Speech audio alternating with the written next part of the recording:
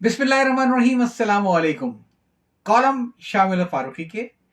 आइए आज उनका एक कॉलम सुनते हैं लगारी चर्चिल के नक्श कदम पर। यह कॉलम 8 अगस्त 1998 को शाये हुआ था। आइए सुनते हैं। जलसों के मुकर्रीन जाहिर है अपने अपने लहजों में तकरीरें किया करते हैं। कोई जोर से बोलता है तो कोई आहिस्ता, कोई सकील उर्दू बोलता है तो कोई आसान उर्दू। बाद लोग आसान उर्दू भी कदर अवामी अंदाज में बोलते हैं, क्योंकि वो जानते हैं कि उनके सामीन की अक्सरियत कम पढ़े लिखे या बे पढ़े लिखे लोगों पर मुश्तमिल है। बहरहाल अवामी अंदाज का मतलब बाजारी अंदाज भी नहीं होना चाहिए। इन दोनों में बड़ा फर्क होता है। लेकिन कोई 30 साल पहले जनाब जुल्फ़िकार अली भुट्टो ने एक अवामी तकरीर का नया अंदाज शुरू किया, यानी वही बाजारी अंदाज, जिसमें अपने सियासी मुखालफिन की इज्जत व आबरू का ख्याल किए बगैर उन्हें तंज बल्कि दुश्नाम यानी गाली से भी नवाजा जाए। किसी को आलू कहा गया, किसी को डबल बैरल खान का खिताब अता करके उसे वजीर बना दिया गया, किसी को पहले चूहा और फिर सफीर बना दिया गया। गर्ज पूरी कोशिश की गई कि जो आफताब जहां हो वहीं जर्रा और जो शख्स जहां पर हो वहीं कमी कमीर बन जाए। अगर किसी पर बस नहीं चला तो उसे फिक्सअप कर देने का ऐलान भी कर दिया। कभी गुस्से के इजहार के लिए कोट को उतार कर फेंक दिया और कभी लहक लहक कर आई हवा गई हवा गाना गाया गया। कभी कान अपने पकड़कर स्टेज पर उठक बैठक करके अपने मुखालिफिन की भक्ति उड़ाई गई और कभी तकरीर के दौरान में इंतहाई फौहश गाली बकी गई। और जब ये एहसास हुआ कि तकरीर नशर हो रही है तो चिल्ला चिल्ला कर हुक्म दिया, काट दो काट दो। हालांकि वो तकरीर बराह रास्त नशर हो रही थी। इसीलिए बुजुर्गों ने कहा है कि मुंह से बात निकलते ही पराई हो जाती है। बुराई का खासा यह है कि एक बार अगर वो शुरू हो जाए तो फिर मुश्किल से खत्म होती है, बल्कि रोज बरोज बढ़ती रहती है। चुनांचे मस्कूरा वाला अंदाज भी आजकल कमोबेश तमाम लीडरों ने अपने मुखालफिन के लिए इख्तियार कर रखा है। वही दुश्नाम आमेज अल्फाज, वही इश्तियाल अंगेज फिक्रे, वही स्वांग, वही नौटंकी के तमाशे। हर सादतमंद औलाद की तरह बेनजीर ने भी अपने बाप का सबक इस तरह अस पर याद किया कि लायक मीरास पिदर ठहरी, सियासी मुखालफिन हो या पार्टी के मुनफिन, अदलिया का इदारा हो या इंतजामिया का कोई बेचारा, सबको खाने भर देना इनका महबूब मशगला है।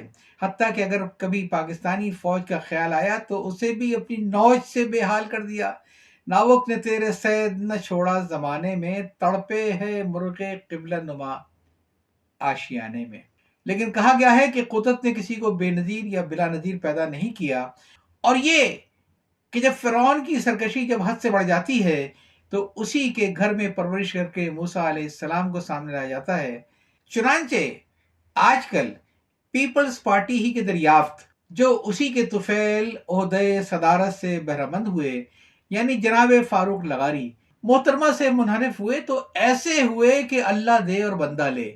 वक्फे वक्फे से वो मज़ाहिका खेज अंदाज में बेनज़ीर पर इल्ज़ामात लगाते रहते हैं, जिनका जवाब कभी खुद मोहतरमा और कभी पीपल्स पार्टी इसी अंदाज में देने की कोशिश करती है। गर्ज के दो गजले और सह गजले के जरिए तू तू मैं हो रही है, बल्कि फिलहाल तो पूरी मसनवी इस मौजू पर लिखी जा रही है।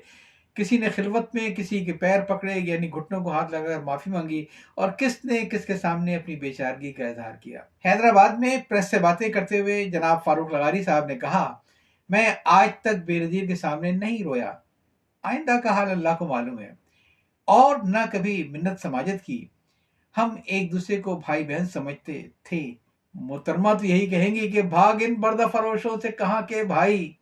और ये कि पार्टी से उन्होंने कभी कुछ लिया नहीं है, उल्टा दिया है। पार्टी वाले कहते हैं कि उल्टा दिया गलत है, उलट दिया कहना चाहिए। लगारी साहब ने कहा कि उन्होंने नहायत खुलूस, क्या वाकई से बेनजीर और पार्टी को पहले नसीहत बिला फसीहत और फिर वार्निंग दी। वार बमाने जंग और नंग बमाने शर्म। लेकिन इन दोनों को फिर भी शर्म न आई, बार बार झटके भी दिए। पार्टी वाले कहते हैं कि उन्होंने बार बार झटके नहीं दिए, बल्कि एक ही बार झटका दिया था। साबिक सदर ने 26 सितंबर को बेनजीर से होने वाली मुलाकात की तफसीलात बताते हुए कहा कि इस मुलाकात में बेनजीर ने मुझसे कहा कि मेरी इंटेलिजेंस यानी एन डी खान और नाहिद खान वगैरह की रिपोर्ट है کہ آپ 5 دن میں میری حکومت کا تختہ الٹ دیں گے، جس پر میں نے کہا کہ یہ محض پروپیگنڈا ہے۔ لغاری صاحب کی یہ بات صحیح ہے، لیکن ان دونوں کو نہیں معلوم تھا کہ چند ہی دنوں میں سب کچھ الٹنے والا ہے۔ تختہ بھی اور آخر کار خلوص والے بھائی بہن بھی جلوس والے دشمن یعنی سیاسی دشمن بن جائیں گے۔ پریس کے ساتھ اپنی گفتگو کرتے ہوئے سابق صدر نے بتایا کہ بے نظیر نے مجھ سے کہا تھا کہ فاروق آپ نے مجھے بھیڑیوں کے سامنے ڈال دیا ہے۔ تو میں نے کہا کہ محترمہ آپ خود اپنی تباہی کے کام کر رہی ہیں، یعنی بھیڑیوں کے سامنے تو آپ خود گر رہی ہیں یا آصف زرداری آپ کو گرا رہے ہیں۔ اس کے بعد بقول فاروق لغاری بے نظیر رونے لگی، غالباً بھوں بھوں، کیونکہ رونے کی ایکٹنگ بہت زیادہ آسان بھی ہے اور مشکل بھی۔ فاروق لغاری صاحب نے کہا کہ اس دوران بیرا چائے اور بسکٹ لے کر آیا تو میں نے فوراً بیرے کو بھگا دیا اور بے نظیر کو آنسو پوچھنے کے لیے ٹیشو پیپر دیا۔ شکر ہے وہ خود نہیں پوچھنے بیٹھ گئے۔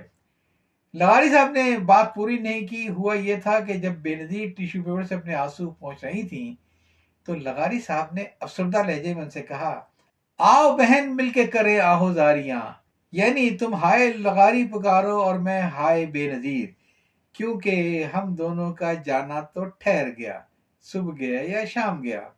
لغاری صاحب نے اس نازک موقع پر بیرے کو بھگا کر بہت اچھا کام کیا۔ ایک لطیفہ مشہور ہے کہ چرچل نے بھی ایک بار ایسا ہی کیا تھا۔ جب دوسری جنگ عظیم میں اتحادی فوجیں تقریباً ہر محاذ پر پسپا ہو رہی تھیں تو برطانیہ کو مزید حمایت کی ضرورت پڑی۔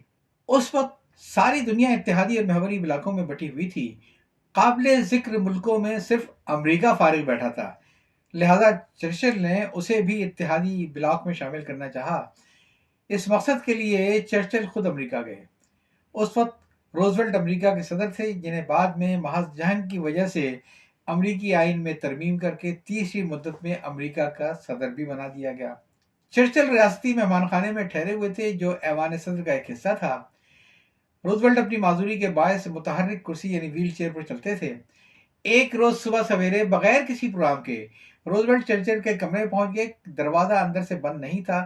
انتہائی بے تکلفی کے اظہار کے لیے روزویلٹ دروازہ کھٹکائے بغیر کرسی پر اندر داخل ہو گئے۔ اتفاق سے اس وقت چرچل غسل کر کے اپنے فطری لباس میں غسل خانے سے باہر آئے اور مسیلی سے تولیہ اٹھا کر لپیٹنے والے ہی تھے کہ روزویلٹ نے یہ منظر دیکھا تو انہوں نے سوری کہہ کر واپس جانا چاہا، لیکن چرچل نے برجستہ کہا، آ جائیے، حکومت برطانیہ کے پاس کوئی راز ایسا نہیں ہے جو وہ اپنے دوستوں سے چھپا کر رکھنا چاہے۔ روزویلٹ نے ایک قہقہ لگایا اور چرچل نے کرسی چلانے والے کلی کی طرف اشارہ کر کے اسی سانس میں کہا، لیکن حکومت برطانیہ یہ بات بھی پسند نہیں کرے گی کہ اس کے معمولی راز سے کوئی کلی بھی واقف ہو۔ غالباً لغاری صاحب نے بھی یہ سوچا ہوگا کہ وزیر اعظم کا رونا دھونا ایک سرکاری راز ہے جس سے ملک کا صدر واقف ہو تو صحیح، لیکن کسی بیرے کو یہ آزادی نہیں ملنی چاہیے، حالانکہ انہیں خوب معلوم تھا کہ بیرے سے زیادہ رازدان خلوت کوئی نہیں ہوتا ہے۔ پیپلز پارٹی نے لغاری صاحب کے اس بیان کی تردید بڑی شدت سے کی اور کہا کہ بے نظیر فاروق لغاری کے سامنے ہرگز نہیں روئی تھیں۔ ہم سوچتے ہیں کہ اگر بیرا یہ بیان دیتا تو کسی حد تک بات سمجھ آتی، کیونکہ وہ واقعے کا کم سے کم جزوی گواہ ضرور تھا، یعنی بھگا دیے جانے والے منظر سے پہلے کا منظر اسے دیکھا تھا۔ لیکن پیپلز پارٹی کی گواہی کس مصرف کی؟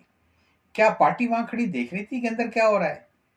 بالکل ایسے ہی جیسے تقسیم ہند سے پہلے کسی آنرری مجسٹریٹ کی عدالت میں مار پیٹ کا ایک مقدمہ پیش ہوا، ملزم کا بیان یہ تھا کہ وہ جائے وقوع پر موجود ہی نہیں تھا۔ مجسٹریٹ نے اسے سزا دیتے ہوئے فیصلے میں لکھا کہ ملزم جھوٹ بول رہا ہے، کیونکہ جب یہ واقعہ پیش آیا تو عدالت اس وقت قریب میں کھڑی سبزی خرید رہی تھی۔ گویا جب اندر بے نظیر رو نہیں رہی تھیں تو باہر سے پیپلز پارٹی دروازے میں سوراخ کر کے جھانک رہی تھی۔ کالم آپ نے سنا لغاری چرچل کے نقش قدم پر۔ یہ شائع ہوا تھا 8 اگست 1998 کو اور اسے تحریر کیا تھا جناب شامل فاروقی صاحب نے۔ یاد چاہتا ہوں، اللہ